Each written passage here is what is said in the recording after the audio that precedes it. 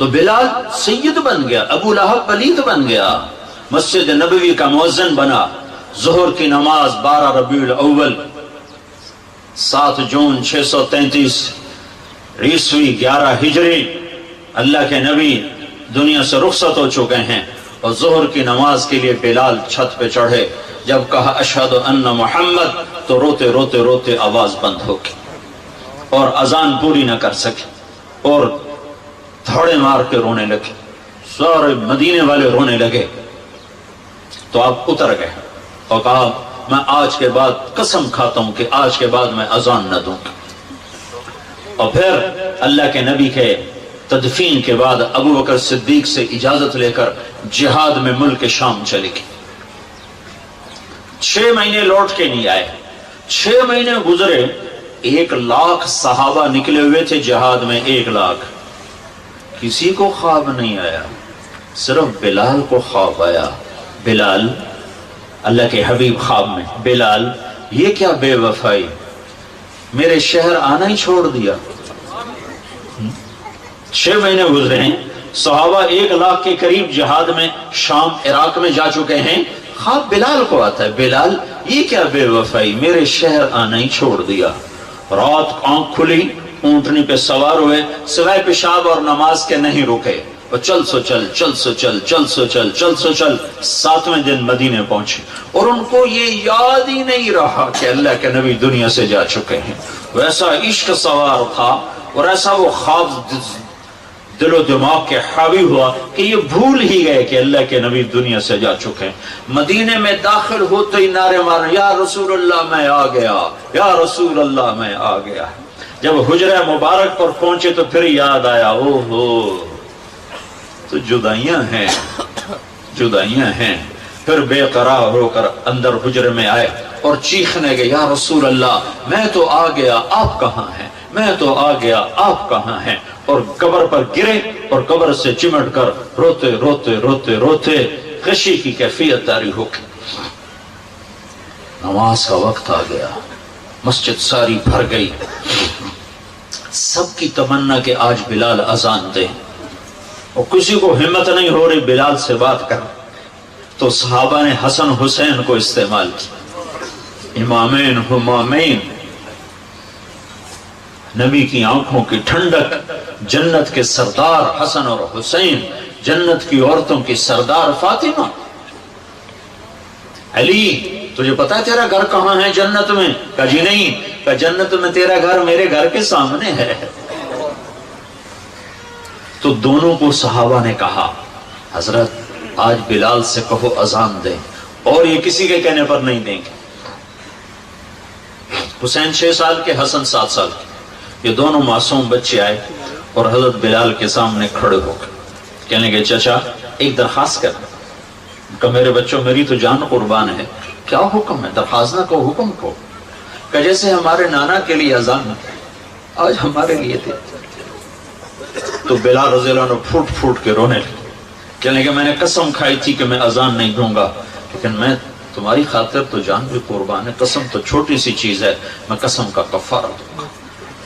اور ایسے چڑھے چھت پر، ایک انصاری عورت کا گھر تھا جس کی چھت پہ چڑھ کے اذان دیتے تھے، کانوں میں انگلیاں دے کے جو ہی کہا اللہ اکبر تو سارے مدینے میں کوہرام مچ گیا، اور عورتیں ننگے سر ننگے پاؤں روتی ہوئی گھروں سے باہر نکل آئیں، اور مسجد نبوی میں چیخ چنگھاڑا مچ گیا، یوں لگا جیسے دور نبوت لوٹ کے واپس آ گیا۔ یہ شان ہے کہ محمد سے وفا تو نے تو ہم تیرے ہیں، یہ جہاں چیز ہے کیا لوح قلم تیرے ہیں۔ پھر دوسرا واقعہ، جب بیت المقدس فتح ہوا اور حضرت عمر خود پہنچے، اور پہلی نماز مسجد اقصی میں ہونے لگی ہے، اور جمعے کا دن ہے، جمعے کے دن لشکر اسلام داخل ہوا، عمر رضی اللہ عنہ قائد ہیں، جمعے کی اذان ہونے لگی تو 36,000 کا لشکر تھا، تو سب نے آ کر منت کی بلال کی کہ اذان، وہ نہیں مانے، تو حضرت عمر نے کہا بلال، بلال یہ دیکھ آج اذان دیتا، تو بلال وہ صخرہ پہ سوار ہوئے، وہ جو گنبد سا نظر آتا ہے اس کے نیچے ایک چٹان ہے جہاں براق باندھا گیا تھا، تو اس پہ سوار ہوئے، اور جو ہی کہا اللہ اکبر تو یہ 36,000 کا لشکر روتے روتے زمین پر گر گئے۔ یہ اللہ کے حبیب کی اطاعت کی عزت ہے۔ اپنی زندگی کو ڈھالو اللہ کے محبوب کے طریقوں میں، اللہ کے محبوب کے سانچوں میں۔ فلا وربک لا یؤمنون حتی یحکموک فیما شجر بینہم، قرآن کی سب سے خوبصورت قسم، اے میرے حبیب لاہور والوں کو بتا دے کہ مجھے تیرے رب کی قسم، سبحان اللہ، کیا قسم اللہ نے اٹھائی ہے، اے میرے حبیب مجھے تیرے رب کی قسم۔ یہ عشق کی انتہا ہے، محبت کی انتہا ہے کہ اللہ تعالیٰ ہے خود ہی رب محمد ہے، لیکن قسم یوں اٹھا رہا ہے جس سے رب محمد کوئی اور ہے، قسم اٹھانے والا کوئی اور ہے، کہہ رہا مجھے تیرے رب کی قسم۔ میں اس کو اردو میں کبھی بھی بیان نہ کر پاؤں گا، اور دنیا کا کوئی بھی شخص اس کو اردو میں، انگریزی میں، ہندی میں، فارسی میں نہیں ڈھال سکتا۔ فلا وربک، فلا وربک، سبحان، اے میرے حبیب مجھے تیرے رب کی قسم۔ جو اپنائیت اور جو شہد ان جملوں ان لفظوں میں بھرا ہوا ہے، میں کہاں سے لے کر لاؤں ترجمہ اس کی؟ مجھے تیرے رب کی قسم۔ علامہ اقبال میڈیکل کالج کے نوجوان بچے بچیوں کو بتا دے کہ تیرے غلام بنے گے تو میں ان کا ہوں، ورنہ میں کسی کا نہیں تیرے سوا۔ تو اللہ کو اپناؤ، اللہ کو اپناؤ، غلامی مصطفیٰ کے ساتھ، غلامی رسول کے ساتھ، غلام محمد بن کے چلو، غلام رسول بن کے چلو، غلام نبی بن کے چلو، اللہ کے حبیب کے طریقوں میں ڈھل کے چلو، سیکھ کے چلو۔ یہ اللہ تک پہنچنے کا راستہ ہے۔ ڈاکٹر بنو، بادشاہ بنو، انجینئر بنو، جو مرضی بنو، لیکن غلام مصطفیٰ بن کے بنو، پھر اللہ تمہارا ہے، پھر اللہ تمہارا ہے۔ ساری کائنات اس نے اپنے حبیب کے قدموں پہ جھکا دی، اس کی ایک ایک ادا کو محفوظ کر دیا، اس کے ایک ایک طریقے کو محفوظ کر دیا۔ وہ دنیا اس سے بڑا محسن کوئی ہے تو دکھا دو، اس سے بڑا کوئی محسن ہے تو دکھا دو، اس سے بڑا کوئی عالی مقام ہے۔ مقام محمود انتظار میں ہے، کدھر ہے شفاعت کبریٰ انتظار میں ہے، کدھر ہے مقام وسیلہ انتظار میں ہے، کدھر ہے جنت کا جھنڈا کی چابی اس کے ہاتھ میں ہے، اللہ کا جھنڈا اس کے ہاتھ میں ہے، جنت کی چابی اس کے ہاتھ میں ہے، حوض کوثر موجیں مارتا ہوا اس کے انتظار میں ہے، جنت بن سنور کے اس کے انتظار میں ہے، اللہ کی رحمت کے در کھلنے کے لیے اس کی شفاعت کے انتظار میں ہیں، جنت کے دروازے کھلنے کے لیے اس کی شفاعت کے انتظار میں ہیں، جنت کا دروازہ کھلنے کے لیے اس کے قدم مبارک کے پڑنے کے انتظار میں ہے۔ وہ ساری کائنات میں ساری امت کے لیے رحمت بن کر، شفقت بن کر، شفیق بن کر، حریص بن کر، عزیز بن کر، رؤوف بن کر، رحیم بن کر آئے، محمد ہیں۔ اور وہ جیسے اللہ نے اپنے نام رکھے ایسے اپنے حبیب کے نام بھی رکھے۔ تو محمد، تو احمد، تو ماہی، تو حاشر، تو عاقب، تو فاتح، تو خاتم، تو ابو القاسم، تو طٰہٰ، تو یاسین، تو مجتبیٰ، تو مرتضیٰ، تو حامیم، تو مرتضیٰ، تو مجتبیٰ، تو مصطفیٰ، تو باطن، تو ظاہر، تو اول، تو آخر، تو شاہد، تو رشید، تو مبشر، تو نذیر، تو داعی الی اللہ، تو سراج منیر، تو مزمل، تو مدثر۔ مزمل اور مدثر میں جو لاڈ ہے، اللہ کی قسم لاکھوں کتابیں لکھ دو تو ایک لفظ کا مطلب ادا نہیں ہو سکتا۔ یا ایھا المزمل، یا ایھا المدثر، اوئے ہائے کیا محبت ہے۔ کبھی مزمل، کبھی مدثر، کبھی طٰہٰ، کبھی یاسین، کبھی مبشر، کبھی نذیر، کبھی داعی الی اللہ، کبھی سراج منیر، کبھی حامد، کبھی محمود، کبھی رشید، کبھی عاقب، کبھی فاتح، کبھی اجود، کبھی اکحل، کبھی احور، کبھی ابیض، کبھی اہدب، کبھی اعلم، کبھی انور، کبھی اشرف، کبھی اعز، کبھی اتم، کبھی اجل، کبھی اشرف، کبھی اجمل، کبھی احسن۔ کیا میں الفاظ لاؤں جو میرے نبی کے لیے میرے اللہ نے چن چن کے اس کی جھولی میں ڈالے۔ وَأَحْسَنَ مِنْكَ لَمْ تَرَ قَطُّ عَيْنِي، تیرے جیسا حسین میری آنکھ نے نہیں دیکھا. حسن ظاہر کے لیے حسن کا لفظ ہے. وَأَجْمَلَ مِنْكَ لَمْ تَلِدِ النِّسَاءُ تیرے جیسے جمال والا کسی ماں نے نہیں جنا. حسب نسب کی خوبصورتی کے لیے جمال ہے, شکل کی خوبصورتی کے لیے حسن ہے. تو میرے حسان نے کہا, میرے نبی کے شاعر نے کہا, تیرے جیسا حسین میری آنکھ نے نہیں دیکھا, تیرے جیسے حسب نسب والا کسی ماں نے نہیں جانا. تیرا نسب تو آدم تک تیرے رب نے محفوظ کر دیا. تو محمد بن عبداللہ بن عبد المطلب بن ہاشم بن عبد مناف بن قصی بن کلاب بن مرہ بن کعب بن لبی بن غالب بن فہر بن مالک بن نضر بن کنانہ بن خزیمہ بن مدرکہ بن الیاس بن مدر بن نزار بن معد بن عدنان بن اود بن حمیسہ بن سلامان بن عوس بن بوز بن قموال بن ابی بن عوام بن ناشد بن حزا بن بلداس بن یدلاف بن طابخ بن جاحم بن ناحش بن ماخي بن عيفي بن عبقر بن عبيد بن الدعاء بن حمدان بن سنبر بن يثربي بن يحزن بن يلحن بن إرعضا بن عيذي بن زيشان بن عيسر بن أقناط بن إيهام بن مقصر بن ناهث بن زاره بن سمي بن مزي بن عوض بن عرام بن قيدار بن إسماعيل بن إبراهيم بن آذر بن ناحور بن سروج بن رعوب بن فائش بن عابر بن أرفخشاد بن سام بن نوح بن لامك بن متوشاله بن إدريس بن يرد بن ملهلئيل بن قينان بن آنوش بن شيس وبن آدم عليه الصلاة والسلام. محمد رسول الله وأحسن منك لم تر قط عيني وأجمل منك لم تلد النساء خلقت مبرأ من كل عيب كأنك قد خلقت كما تشاء يا خير من دفنت في البقاء أعظمه فطاب من طيبهن القاع والأكم نفس الفداء لقبر أنت ساكنه فيه العفاف وفيه الجود والكرم أنت الشفيع الذي ترجى شفاعته على الصراط إذا ما زلت القدم وصاحباك لا أنساهما أبدا مني السلام عليكم ما جرى القلم نسيما جانب بطحا بذركا زأحوالا محمد را خبركن وبرئي جان مشتاقم دراجا فداء روضہ خیر البشر کن. یہ ہے محمد مصطفیٰ صلی اللہ علیہ وسلم. محمدی نظر آؤ, پنجابی نہ نظر آؤ, سندھی نہ نظر آؤ, بلوچی نہ نظر آؤ, پشتو نہ نظر آؤ, محمدی نظر آؤ, محمدی نظر آؤ. ہماری ایک پہچان ہے جو محمد مصطفیٰ صلی اللہ علیہ وسلم کی زندگی اور سیرت ہے. ایک عبادات ہیں جس میں نماز سب سے اعلیٰ ہے, جس میں روزہ اس کے بعد ہے, زکوٰۃ اس کے بعد ہے, حج اس کے بعد ہے. کہ جن پر فرض ہے حج وہ کرو, زکوٰۃ فرض ہے دو, روزہ فرض ہو گیا رکھو, نماز فرض ہے چھوڑو نہیں. دوسری چیز اخلاق ہیں جس میں ماں باپ سر فہرست ہیں کہ اپنے ماں باپ کو دعا لے کر جنت والے بن جاؤ. بدبخت ہے جس نے ماں باپ کو پایا اور جنت نہ لے سکا. تو اللہ کو ساتھ لے لو, اللہ کو ساتھ لے لو, اللہ کو ساتھ لے لو, اور اللہ ساتھ ہوتا ہے.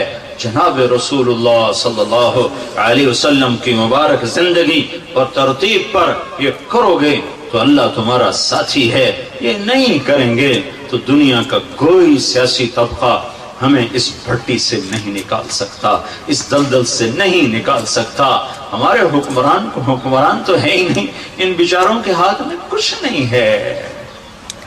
ہماری تقدیر کا مالک اللہ ہے, ہمارے بننے بگڑنے کا مالک اللہ ہے. وَلَوْ أَنَّ أَهْلَ الْقُرَىٰ آمَنُوا وَاتَّقَوْا لَفَتَحْنَا عَلَيْهِمْ بَرَكَاتٍ مِّنَ السَّمَاءِ وَالْأَرْضِ. تم میری مان جاؤ, میں زمین آسمان کی برکتوں کے دروازے کھول دوں. میں حکمرانوں کو اس لیے دوش نہیں دیتا کہ حکمران, فوج, پولیس, افسر شاہی 15-20 لاکھ سے زیادہ نہیں ہیں. زیادہ چھلانگ مارو, یہ سارا مجمع 20 لاکھ کا ہوگا اور آبادی 15 کروڑ ہے. 20 لاکھ انتہائی بدترین ہوں اور باقی 15-14 کروڑ 60 لاکھ اگر نیک ہوں, رب ذوالجلال کی قسم یہاں دودھ اور شہد کی نہریں اللہ بہا دے.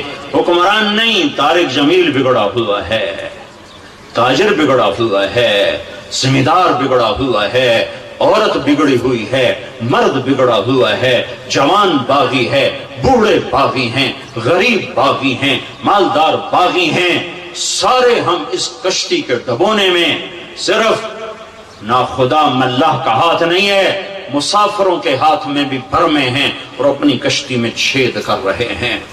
50-15 کروڑ میں 2-4 کروڑ بھی برے ہوں تو کچھ نہیں ہوتا، باقی اگر صحیح ہوں نہیں، ہم سب نافرمان ہو چکے ہیں۔ ہمیں اللہ کو منانے کی ضرورت ہے، اور اللہ کو منانا اتنا آسان ہے۔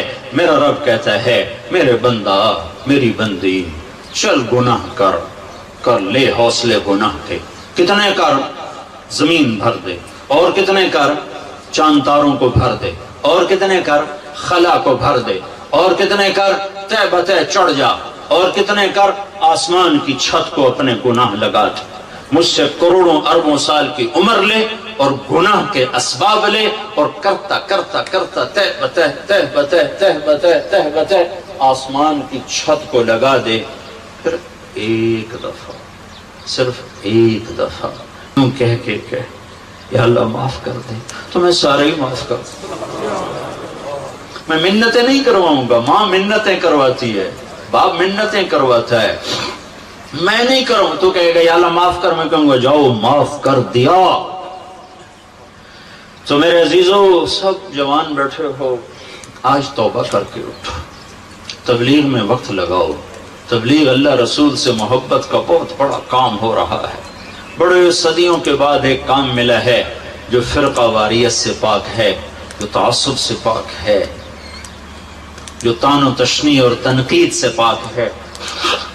اپنے رب سے صلح کرو، تبلیغ میں وقت لگاؤ، چاہے جب تمہیں چھٹیاں ہوں 4 مہینے لگاؤ، 40 دن لگاؤ، ہر مہینے 3 دن لگاؤ، لیکن ابھی یہ کئی ہزار نوجوان بیٹھے ہیں، سارے مرد عورت بچے بچیاں، آج توبہ کر کے اٹھو۔ یہ میرا سب سے مطالبہ ہے کہ آج تک اپنی مرضی کی گزاری، آج کے بعد اللہ کی مرضی کی گزاریں گے، تو نیت کرو کہ آج ہم نے توبہ کر کے اٹھنا ہے، ٹھیک ہے؟ نیت کرتے ہو؟ سارے کہو یا اللہ میری توبہ، پھر کہو یا اللہ میری توبہ، پھر کہو یا اللہ میری توبہ۔ اگر یہ توبہ آپ سب نے، بچے بچیوں مرد عورتوں نے کر لی ہے، تو آپ کو مبارک ہو، آپ کے سب گناہ معاف ہو چکے ہیں، آپ سب ایسے بیٹھے ہو جیسے ابھی ماں نے جنم دیا ہو۔ یہ الٹے ہاتھ کی فائل ختم، غائب، زیرو۔ حضرت خدیجہ رضی اللہ عنہ نے عرض کیا یا رسول اللہ انت اول من تدعو وانا اول من استجیب، آپ سب سے پہلے دعوت دیں، میں سب سے پہلے قبول کرتی ہوں۔ دوسرا، اپنے نبی کی زندگی پڑھو، سیرت پڑھو کہ کس طرح میرے محبوب نے زندگی گزاری، کس طرح میرے محبوب نے لیل و نہار گزارے، کیسے کیسے کٹھن گھاٹیوں سے گزرے، کتنی مشقتوں سے گزرے۔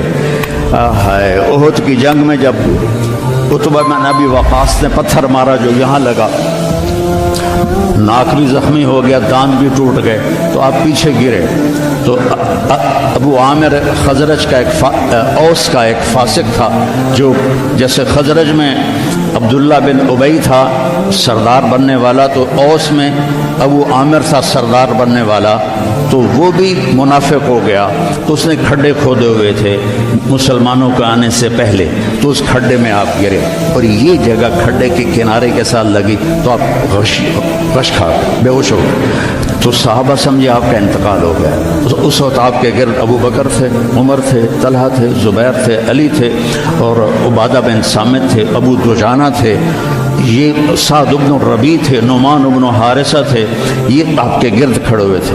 تو تھوڑی دیر کے بعد آپ کو ہوش آیا، تو انہوں نے کہا یا رسول اللہ اب تو ان کے لیے بد دعا کریں، تو آپ نے کہا اللہم اہد قومی فإنہم لا یعلمون، یا اللہ میری قوم کو معاف کر دے، انہیں میرا پتہ نہیں ہے۔ اور صحابہ نے اپنے نبی کی محبت کے سبق ہمیں پڑھا دیے، چاروں طرف سے گھیرے میں آ گئے، اور حضرت طلحہ نے اپنا ہاتھ سیدھا کر دیا، ہر تیر اپنے ہاتھ پہ لے رہے تھے، ہر تیر اپنے ہاتھ پہ لے رہے تھے، یہاں تک کہ ہمیشہ کے لیے ان کا ہاتھ یہ شد ہو گیا اور معذور ہو گئے، اور قتادہ بن نعمان اپنا چہرہ آگے کر رہے تھے۔ اپنا چہرہ آگے کر رہے تھے تو ایک تیر آ کے آنکھ میں لگا اور آنکھ نکل گئی. تو انہوں نے ایسے منہ موڑ اللہ کے نبی کی طرف اور رونے لگے, یا رسول اللہ میری آنکھ چلی گئی. آپ نے فرمایا آنکھ چاہیے یا جنت چاہیے؟ وہ کہنے لگے جی مجھے دونوں چاہیے, آنکھ بھی چاہیے جنت بھی چاہیے. میری نئی نئی شادی ہوئی ہے, میری بیگم کو برا لگے. تو آپ نے اس کی وہ قیمہ جو بنا ہوا تھا وہ لیا اور یہاں رکھ کے اوپر ہاتھ پھیرا, اللہم اجعلھا احسن عینیہ, یا اللہ اس کی یہ آنکھ دوسری سے خوبصورت کر دے.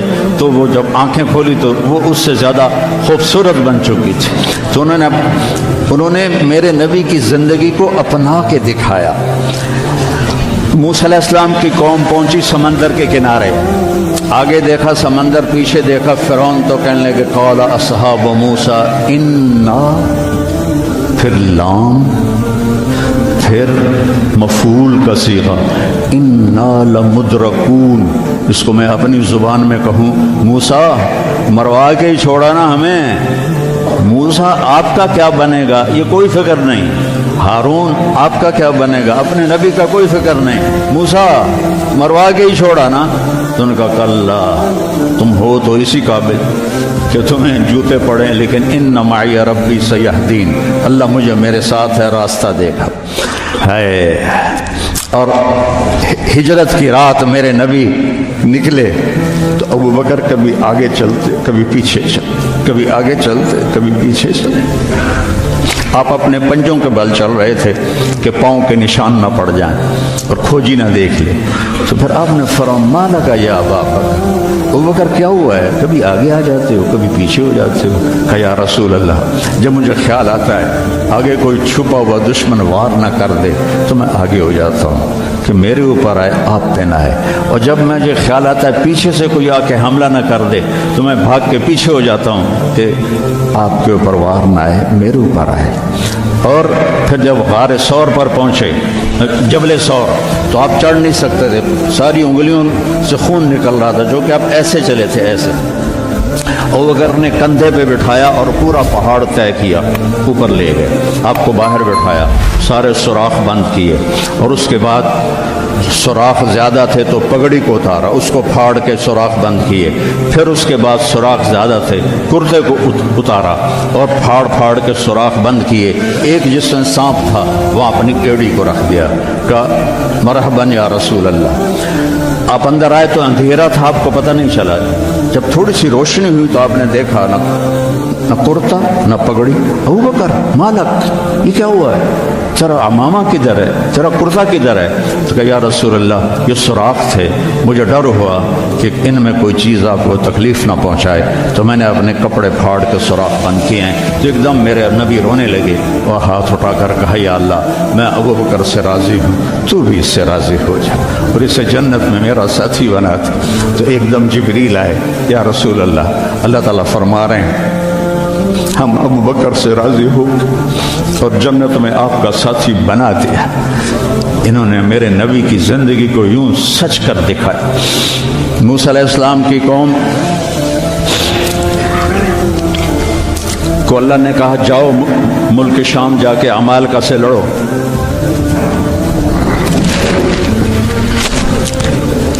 ان کا اذهب انت وربک فقاتلا, تو جا تیرا رب جائے, ہم نہیں لڑتے. اور بدر کے لیے جب آپ نے پوچھا بولو کیا کرنا ہے, تو مقداد ابن اسود نے کہا اذا لا نقول كما قالت بنو اسرائیل اذهب انت وربك فقاتلا بل نقاتل امامك وخلفك وعن يمينك وعن شمالك.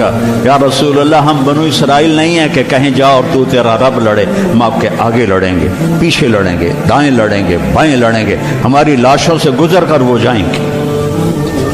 بنو اسرائیل نے سمندر پار کیا, آگے پتھر کے بت کی پوجا ہو رہی ہے. یا موسیٰ اجعل لنا الہا کما لہم آلہہ, یا اللہ موسیٰ ایک خدا ہمیں بھی لے کر دو اس جیسا. یہ بنو اسرائیل ہیں اور میرے نبی کا انتقال ہوتا ہے پیر کے دن. اور ابو بکر صدیق اوالی گئے ہوئے ہیں اپنی دوسری بیگم کے پاس، ان کو خبر ملتی ہے تو وہ بھاگے ہوئے آتے ہیں اور آپ کے چادر ہٹا کر آپ کا ماتھا چومتے ہیں اور گرم گرم آنسو ماتھے پہ گرتے ہیں، وا خلیلہ وا صفیہ وا نبیہ۔ اور اس کے بعد آپ مسجد میں جاتے ہیں تو شور و فغاں ہے اور عمر تلوار لے کے کھڑے ہیں، جو کہے گا اللہ کا رسول فوت ہو گیا میں اس کو قتل کر دوں گا، وہ اللہ کے پاس گئے ہیں، وہ واپس آئیں گے۔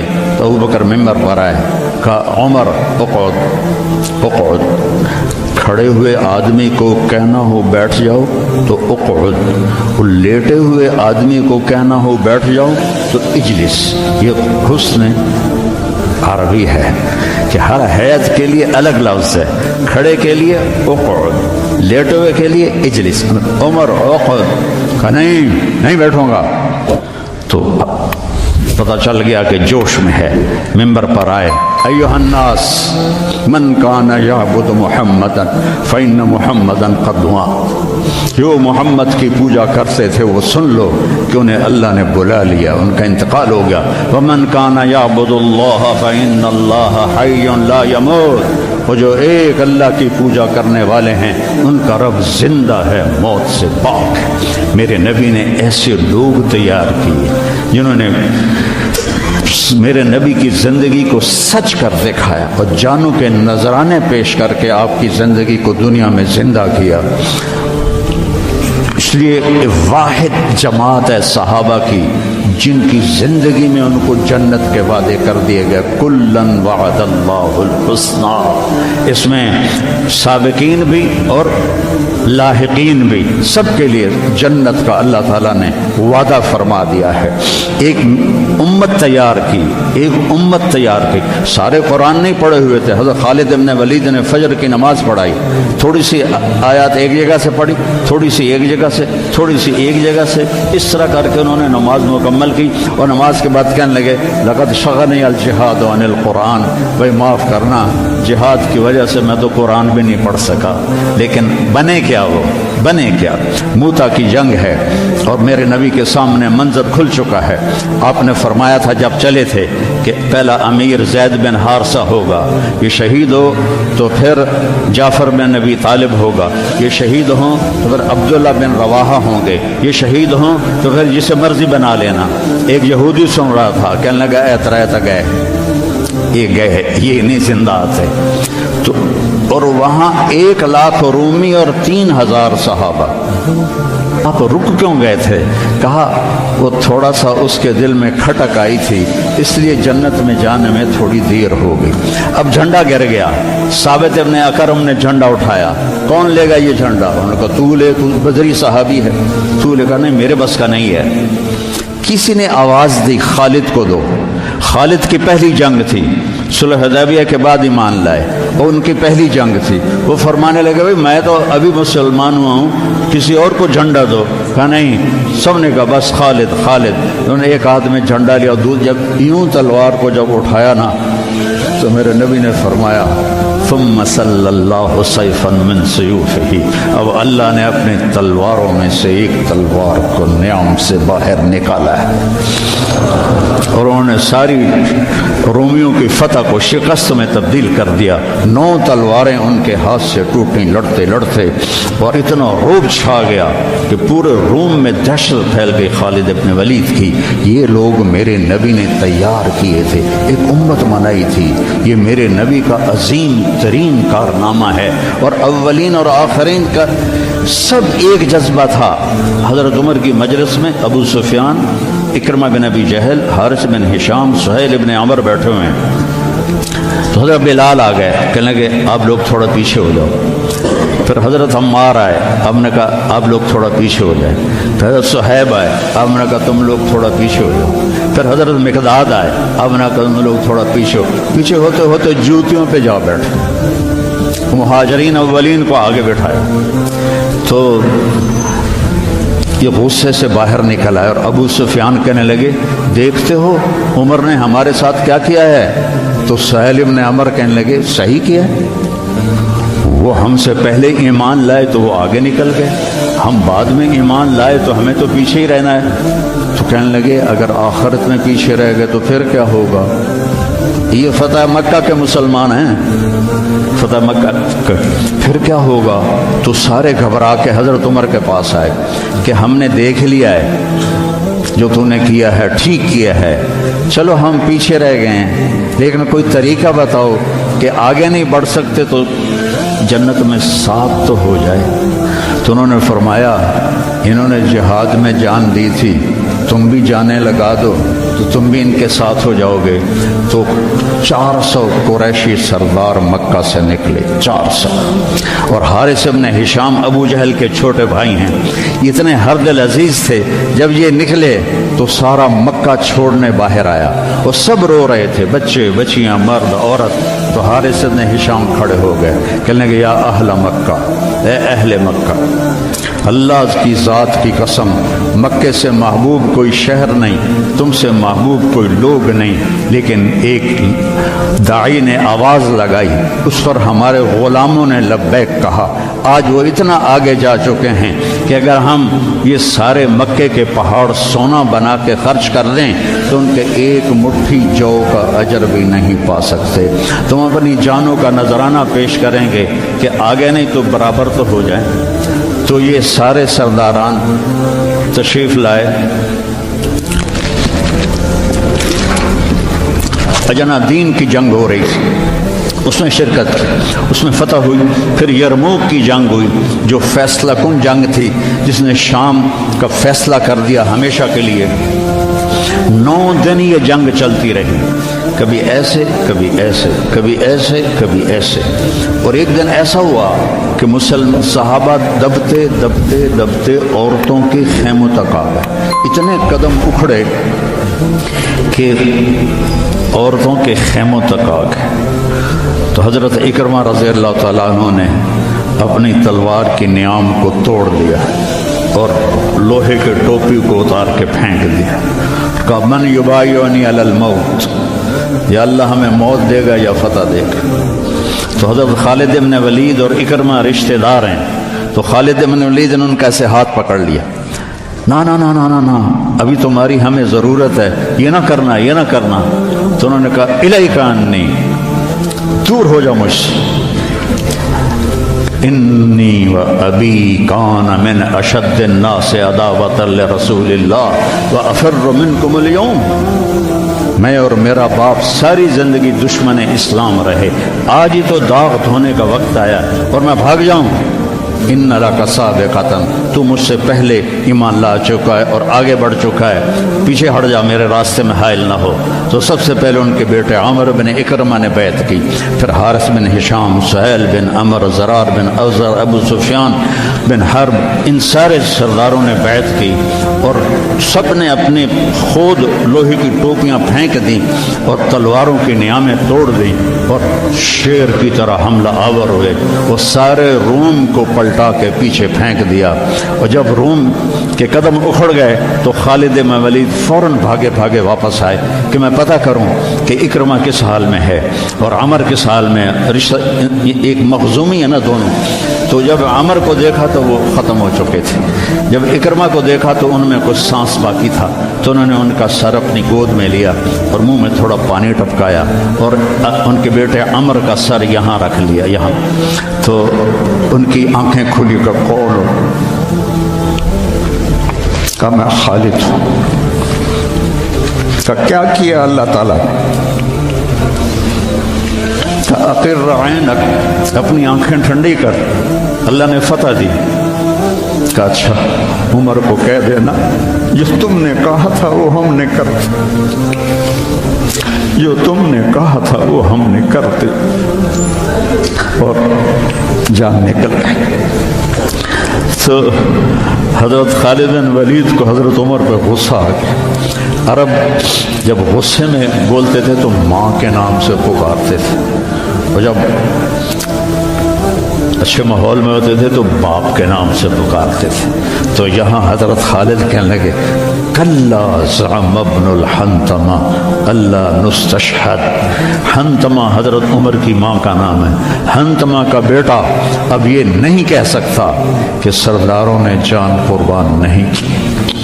یہ میرے نبی کی محنت کا ثمرہ ہے، یہ مدارس اسی کا سلسلہ ہیں، یہ خانقاہیں اسی کا سلسلہ ہیں، یہ تبلیغ اسی کا سلسلہ ہے۔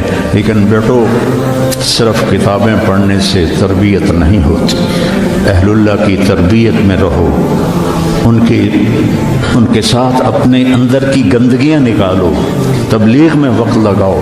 مجاہدے سے انسان میں جلا پیدا ہوتی ہے اور وہ اس کا رخ نیکیوں کی طرف پھرتا ہے۔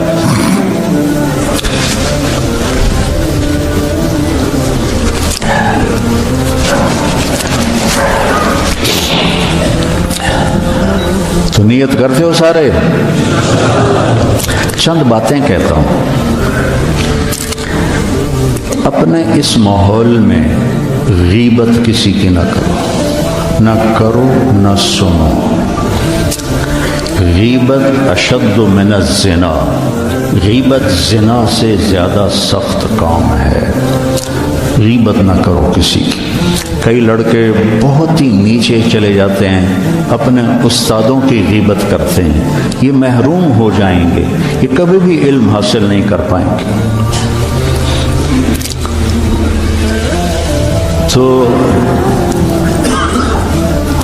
مجھے ایک واقعہ یاد آ گیا۔ قاضی احسان احمد شجاع آبادی رحمۃ اللہ علیہ ختم نبوت کے امیر تھے، تو میرے والد صاحب سے بڑا ان کا گہرا تعلق تھا، تو ہمارے گھر آتے تھے، میں چھوٹا تھا، تو انہوں نے اپنا واقعہ سنایا کہ میں تو ناقص کا صیغہ ہوں قاضی، تو ویسے بھی میں ناقص تھا، مجھے اتنا پڑھنا لکھنا آتا نہیں تھا، اور ایک طالب علم تھا جو بہت قابل تھا، اور وہ استاد پہ ایسا اشکال کرتا کہ استاد کو جواب نہیں آتا تھا، تو پھر وہ ہنس پڑتا تھا۔ تو ایک دن استاد نے دکھی ہو کر کہا، جا تو بھینسیں ہی چرائے گا۔ اور ایک دفعہ میرے استاد اٹھے تو ان کا جوتا دور پڑا تھا، تو میں بھاگ کے گیا، جوتا اٹھا کے لایا اور ان کے سامنے رکھا۔ کہنے لگے، بادشاہ تیرے جوتے سیدھے کریں گے انشاءاللہ۔ تو قاضی صاحب فرمانے لگے کہ اس لڑکے کو میں نے خود بھینسیں چراتے دیکھا، میں نے اسے خود بھینسیں چراتے دیکھا۔ اور تحریک ختم نبوت میں جب قاضی صاحب کو، چونکہ یہ تحریک کے سر امیر تھے، جب ان کو بلایا گیا تو جنرل اعظم تھا، گورنر پنجاب کا، تو جو بھی بات چیت ہوئی وہ تو انہوں نے نہیں بتائی تھی۔ جب اٹھے تو ان کے جوتے قالین سے پرے پڑے تھے، تو جنرل اعظم بھاگ کے گیا اور آپ کے جوتے اٹھا کے لا کے آپ کے سامنے رکھے، تو قاضی صاحب رونے لگے۔ تو انہوں نے کہا، حضرت جی اس میں رونے کی کیا بات ہے؟ کہا نہیں، ایک بات یاد آئی ہے اپنے استاد کی، آج اس کو زندہ ہوتا دیکھ رہا ہوں تو اس پہ رونا آیا ہے۔ اپنے استادوں کی غیبت نہ کرو، ان کی برائی نہ دیکھو، وہ آنکھیں بند کر دو جو کسی کی برائی دیکھتی۔ اپنے عیب دیکھو، دوسروں کی خوبیاں دیکھو، ایک آپ میں غیبت نہ ہو، کوئی آپس میں لڑا ہوا نہ ہو کہ میں نے اس سے بات نہیں کرنی۔ آپ بچے ہیں، جوان ہیں، ہو سکتا ہے کوئی بچہ کسی بچے سے لڑا ہوا ہو اور اس کی بول چال بند ہو، تو ایسے دل کے اوپر تالے نہ لگاؤ، اپنے دل کو کھلا کرو اور معاف کر دو اور اس کے سینے سے لگ جاؤ، تب جا کر تمہارے اندر علم کا کچھ نور آئے گا۔ جس دل میں بغض ہوتا ہے اس میں علم نہیں آتا ہے۔ اور پہلی تکبیر اولیٰ کی کوشش کرو، تکبیر اولیٰ کے ساتھ نماز پڑھنے کی کوشش کرو، تکبیر اولیٰ کے ساتھ نماز پڑھنے کی کوشش کرو۔ اب جوان ہیں، تہجد کی پابندی کرو۔ بڑی پرانی بات ہے، مولانا یوسف صاحب رحمہ اللہ کے تھے ایک تربیت یافتہ میاں جی نیواتی، تو ان کی جماعت آئی ہوئی تھی، تو میں ان سے ملنے گیا۔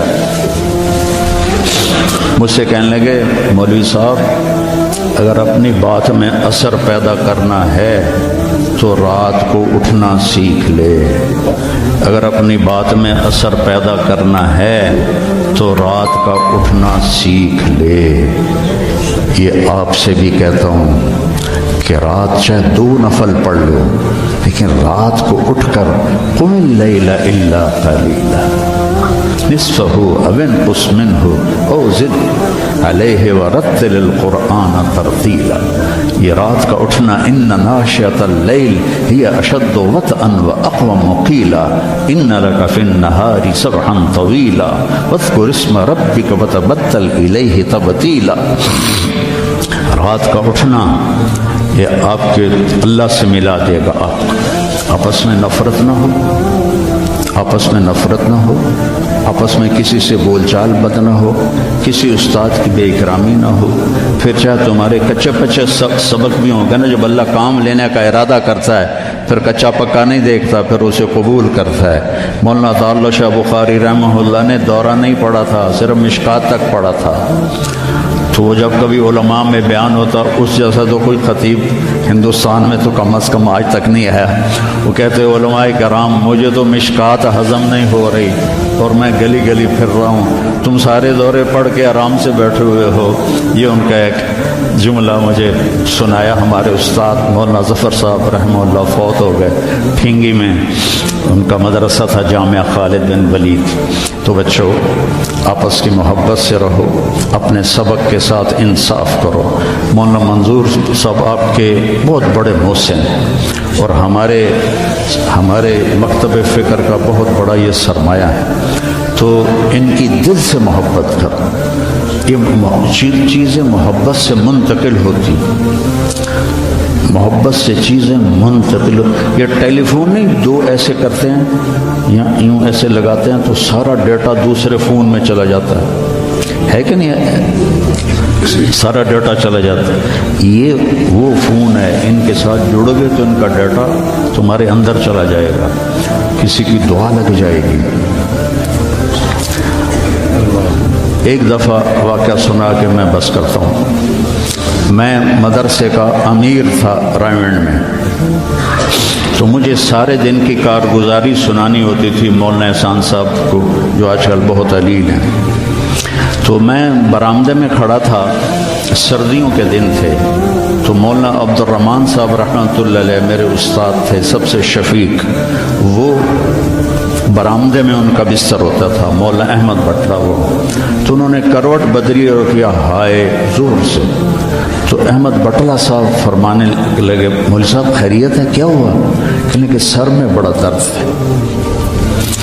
تو اس وقت رائمنڈ میں تھرموس رکھنا جرم تھا.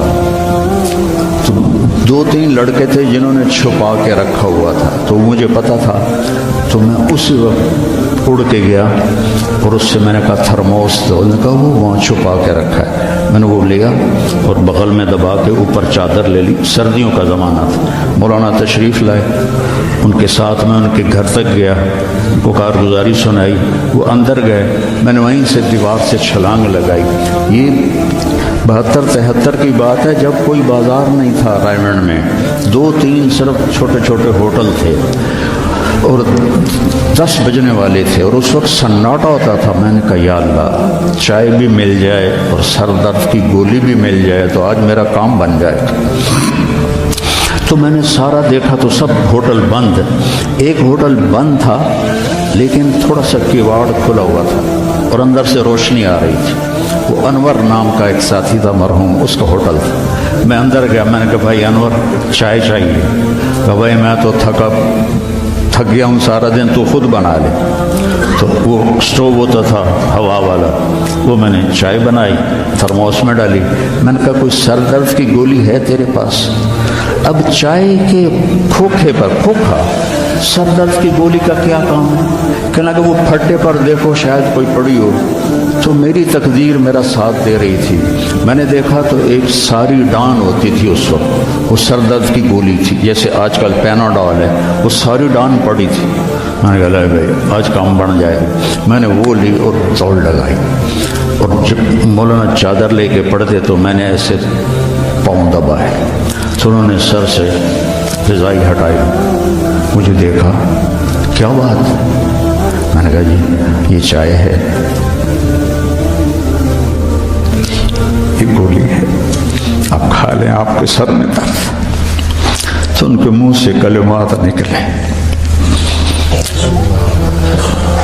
اس کا میں ثمرہ ہوں، اپنی ذات میں کچھ نہیں، میرے استاد کی دعا مجھے لگی، ان کے چہرے پر اتنی خوشی آئی، وہ بڑبڑاتے ہوئے، الفاظ مجھے سمجھ میں نہیں آ رہے تھے لیکن میرے لیے دعا فرما رہے تھے۔ تو ایسے موقع تلاش کیا کرو کہ آپ کو استاد کی خدمت کا موقع ملے تو ان کے منہ سے دعا نکلے اور آپ کے کام بن جائیں۔ تو سارے بچے اس کی نیت کرو، اپنی پڑھائی کے ساتھ انصاف کرو، آپس میں پیار محبت سے رہو، نیت کرتے نا سارے، اللہم لک الحمد۔ اور نکاح ہے، لو مفتی امجد کی بیٹی کا نکاح ہے۔ بسم اللہ الرحمن الرحیم۔ یا ایھا الناس انا خلقناکم من ذکر و انثی وجعلناکم شعوبا وقبائل لتعارفوا ان اکرمکم عند اللہ اتقاکم وقال النبی صلی اللہ علیہ وسلم اعظم النکاح برکۃ ایسرہ مؤونہ۔ جی بیٹا اسامہ، عائشہ، سید عائشہ بنت مفتی امجد کو مہر فاطمی کے وضع کے نکاح میں دیا، قبول ہے؟ قبول ہے۔ بڑے زور نال بولے۔ ہمارا ایک زمیندار دوست تھا، اس کے گاؤں کا ایک بچہ کنڈکٹر لگ گیا بس میں۔ تو کنڈکٹر کا کام ہوتا ہے ڈرائیور کو کہنا استاد جی آن دیو، استاد جی جان دیو، استاد جی کٹ لو موڑ لو۔ اس کا نکاح ہو رہا تھا تو مولوی صاحب نے اس سے کہا ابھی ٹھہر جا، بات تو کرنے دے۔ تو مولوی صاحب نے اس سے کہا فلاں فلاں کی بیٹی اتنے مہر کے ساتھ تیرے نکاح میں دی، تجھے قبول ہے؟ تو کہتا آن دیو۔ تو اس کے بھائی نے اس کو ایسے کونی ماری، کہتا جان دیو۔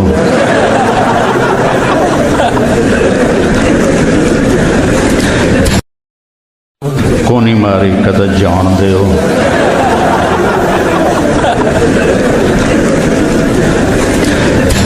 تو مولوی صاحب نے کہا یہ آن دیو جان دیو نال تیرے نکاح نہیں ہوئے۔ تو کہا میں نے قبول کیا۔ تو اللہ برکت دے، اللہم لک الحمد انت اہلہ۔ ہاں ہاں ہاں ہاں بھائی، اللہ تعالیٰ نے میرے اوپر یہ احسان کیا۔ میں جب پڑھتا تھا تو میرا ساتھ خارجی مطالعہ بہت تھا، اللہ نے ذہن اچھا دیا تھا تو اپنی کتابوں سے فارغ ہو کر خارجی مطالعہ کرتا تھا۔ تو ہمارے ہاں عام معمول نہیں ہے اجازت حدیث کا، سند کے سافل اور عالی ہونے کا کوئی زیادہ رواج نہیں ہے، عرب میں بہت ہے۔ تو مجھے پتا تھا کہ سند عالی بھی ہوتی ہے، سافل بھی ہوتی ہے۔ تو دورے کے آخری دنوں میں نے خیال دوڑایا کہ کس سے جا کے اجازت لی جائے۔ تو مولانا عزیر گل رحمۃ اللہ علیہ شیخ الہند کے براہ راست شاگرد تھے۔ تو وہ رہتے تھے سخا کوٹ کے آگے گاؤں تھا۔ تو میں نے رائمنڈ میں، ہم جامعہ رشیدیہ میں دورہ کرتے تھے، جب رائمنڈ میں دورہ نہیں تھا مولانا عبداللہ صاحب رائے پوری، ان کی وجہ سے ہمیں وہاں بھیجتے تھے۔ تو کوئی لڑکا تیار نہ ہوا میرے ساتھ، تو ایک فتح جنگ کا تھا اور ایک بنو کا۔ میں نے ان سے کہا تمہارا تو گھر بھی ادھر ہے، تم تو میرے ساتھ چلو، میں نے تو واپس ملتان آنا ہے۔ وہ تیار ہو گئے، ہم صفا کوٹ پہنچے۔ ان کے بیٹے تھے عبد الرؤف صاحب رحمہ اللہ، کپڑے کی دکان۔ تو ہم نے ان سے کہا کہ جی اس طرح ہم آئے ہیں اجازت حدیث کے لیے، تو ہنس پڑے، کہنے لگے انہوں نے مولانا عبد الحق کوڑا خٹک والوں کو اجازت نہیں دی، تو تم کون ہو؟ تمہیں تو وہ جانتے بھی نہیں، وہ دیتے ہی نہیں، ناراض ہو جاتے ہیں۔ تو مولانا محمد میاں صاحب تھے رحمۃ اللہ علیہ، ہم اس میں جامعہ مدنیہ میں، تو وہ حضرت شیخ مولانا مدنی رحمہ اللہ کے خلیفہ تھے، انہوں نے اپنے بیٹے کو بھیجا، اس کو بھی نہیں دی۔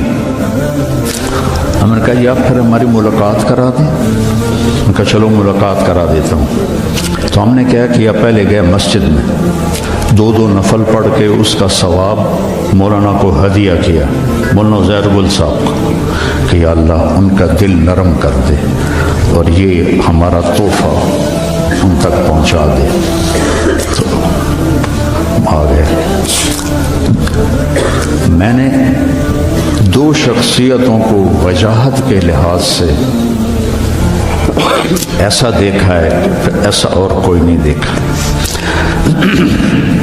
مولانا زہر گل صاحب 6.25 فٹ قد، یہ میری 2 کلائیاں مل کے ان کی 1 کلائی بنتی تھی، اور ایسا نورانی چہرہ، آنکھیں چلی گئی تھی۔ دین میں تو مولانا زہر گل جیسی وجیح بارو میں نے نہیں دیکھا، اور دنیا میں اکبر بگٹی جیسا وجیح بندہ میں نے نہیں دیکھا۔ 2 دفعہ مجھ سے ملنے گئے تھے یہی تبلیغ کے سلسلے میں، تو وہ کہنے لگے کون ہو؟ نابینا ہو گئے تھے، لاٹھی ہاتھ میں تھی۔ تو میں متکلم تھا، میں نے کہا جی ہم طلبہ ہیں، ریمنڈ سے پڑھا ہے، سائیوال میں دورہ کیا ہے، اور اب ہم آپ سے اجازت حدیث کے لیے حاضر ہوئے ہیں۔ وہ تو جلال میں آ گئے، جیسے ان کے بیٹے نے کہا تھا، اتنا غصے ہوئے، میں جاہل، میرے پاس کیا لینے آئے ہو، مجھے کچھ نہیں آتا، ایسے آ گئے ہو۔ کافی دیر ڈانٹتے رہے، اور اس میں ایک بات ان کے منہ سے نکلی، بغیر کتاب کے کوئی اجازت نہیں ہوتی۔ ان کو خیال تھا کہ ہم ویلے ہی آ گئے ہیں۔ تو جب ان کا غصہ تھوڑا سا ٹھنڈا ہوا تو ان کے بیٹے نے ایسے کیا کہ نہیں بولنا۔ میرے دونوں ساتھی من نے مجھے ایسے کیا، ہمت کرو ہمت کرو۔ اب میں 2 کشتیوں پہ ہو گئی، ان کا بیٹے کہہ رہے ہیں، اور واقعی لگتا تھا یہ ڈنڈا کہیں ہمیں سر پہ نہ مارے۔ تو میں نے کہا حضرت کتاب ہمارے پاس ہے، ہم کچھ پڑھ کے سنا دیتے ہیں، اگر آپ کو اچھا لگے تو ہمیں اجازت دے دیں، اگر اچھا نہ لگے تو ہمارے لیے ایک بہت بڑی سعادت ہے کہ شیخ الہند کے شاگرد سے کے سامنے ہم نے حدیث پڑھی۔ تو ان کا ڈنڈا یہاں رکھا ہوا تھا، یہاں ایسے، تو انہوں نے وہ ڈنڈا وہاں سے ہٹا کے یہاں رکھ لیا، یہاں ایسے۔ وہ کافی دیر اس کیفیت میں بیٹھے رہے، ایک دم کہنے لگے اچھا پڑھو۔ تو میں نے یہ پہلی حدیث جو تھی انما الاعمال بالنیات، پہلی حدیث میں نے پڑھی، دوسری مولوی عبد الودود تھے فوت ہو گئے، انہوں نے پڑھی، تیسری مولوی اسحاق نے پڑھی۔ تو طریقہ ہوتا ہے کہ اول اور آخر پڑھا جاتا ہے۔ تو جب کتاب میں نے لے کے ورق الٹنے شروع کی کہ آخری حدیث پڑھوں، تو ورق گردانی کی آواز کانوں میں آئی، کہنے کہ بس بس کافی ہے کافی ہے، میں تم تینوں کو اجازت دیتا ہوں، لیکن ایک شرط ہے، میں نے آج تک کسی کو اجازت نہیں دی، تم نے کسی کو بتانا نہیں کہ میں نے تمہیں اجازت دی۔ تو ہم نے ان کی موت تک چھپائے رکھا، پھر ہم نے اعلان کر دیا۔ تو میں آپ سب طلبہ کو دورہ حدیث کے ہوں تو میں کچھ نہیں، خالی ڈھول ہوں، لیکن چلو آپ کی نیکیوں میں میرا حصہ پڑ جائے گا، میں آپ کو اس کی اجازت دیتا ہوں۔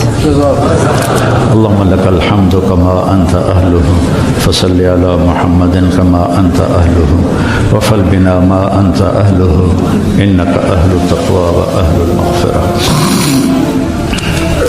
ربنا تقبل منا انك انت السميع العليم وتب علينا انك انت التواب الرحيم اللهم انا نسألك علما نافعا ورزقا۔ بزرگ ہے اپنے کسی مرید کے گھر، تو وہاں انہوں نے کھانا کھایا، کھانا ان کو پسند آیا، کہنے لگے اپنی بیگم کو پردے میں بلاؤ۔ تو انہوں نے اپنی بیگم کو پردے میں بلایا، کہا بیٹی میں نے تیرا ہاتھ کا کھانا کھایا، بہت مزیدار تھا، اللہ تمہیں جزائے خیر دے، تم نے بہت اچھا پکایا۔ تو وہ زارو قطار رونے لگی۔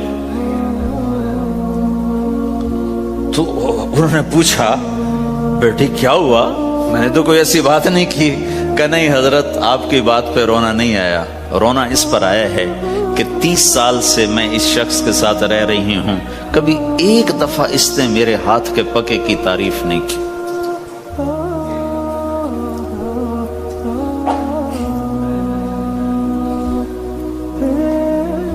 آپ گھر میں تشریف لائے, آپ نے پوچھا کوئی کھانے کو کچھ ہے؟ ام سلمہ رضی اللہ عنہ کا گھر. کہا یا رسول اللہ آج تو کچھ نہیں, سرکہ ہے. کہا واہ واہ واہ واہ, نعم الادام الخل, سرکہ تو بہت اچھا سالن ہے. سبحان اللہ, کیسے دلجوئی فرمائی اپنی بیگم کی, سرکہ تو بہت اچھا سالن ہے. یا تو نے نمک کم ڈال دیا, تو نے مرچی زیادہ کر دی.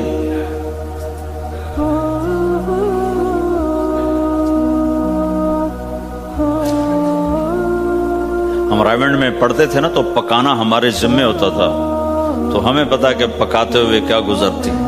جب 2-2 ہزار آدمی کی روٹی ہم پکاتے تھے, 5-5 بوری آٹا گوندا ہے ہاتھوں سے, اور 10-10 من کھڑے ہو کے روٹی لگائی ہے. سخت سردی میں بھی, سخت گرمی میں بھی. سردی میں جب رات کو آٹا گونتے تھے ہم, تو ہمارے ہاتھ ایسے اکڑ, تم تو سردی دیکھتے ہی نہیں ہو, ہاتھ ایسے اکڑ جاتے تھے. اور صبح 4 بجے اٹھ کے روٹی پکانا شروع کرتے تھے. 2000 آدمی کی روٹی پکانی ہوتی تھی. تو اب کوئی آ کر کہتے انہیں کچی روٹی پکائی, تو جی دادا ایک تھپڑ اس کے منہ پہ مارے کہ 4 بجے کے ہم اٹھے ہوئے ہیں, پکا پکا برا حشر ہو گیا. کہتے کچی پکائی. بھائی صبر کر کے چپ کر کے کھا جا. مولانا الیاس صاحب رحمۃ اللہ علیہ ایک اپنے مرید کے گھر گئے, تو اس نے کھیر بنا کر پیش کی. اچھا, نمک اور چینی ایک جیسے ہوتے ہیں, وہ دیہاتی عورت سمجھ نہ سکی, چینی کے بجائے نمک ڈال دیا. تو انہوں نے جا سب سے پہلے مولانا الیاس صاحب کے سامنے کھیر رکھی. تو آپ نے جو چکھی تو وہ تو تھی کڑوی. کہنے کہ بھائی واہ واہ واہ واہ واہ واہ, بڑی مزے کی کھیر, ساری لیا میں اکیلا کھاؤں گا, کسی کو نہیں کھانے دوں گا. ساری کھیر کھا گیا اس پر پردہ ڈالنے کے.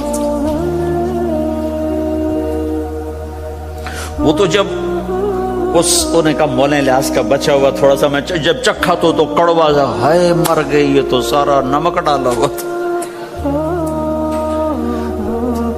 ایک دم ہماری جماعت چنیوٹ میں تھی, تو ہمارے ساتھیوں نے چائے بنائی, تو وہ اندھیرا سا تھا, تو چینی کے بجائے نمک ڈال دیا اور دسترخوان پہ لے آئے. سب پی رہے, واللہ میں آنکھوں سے دیکھا بتا رہا ہوں, مولانا الیاس کا تو سنا بتا رہا ہوں, کسی ایک نے نہیں کہا کہ یہ کڑوی ہے. چپ کر کے پی رہے, چپ کر کے پی رہے, کسی ایک نے نہیں کہا.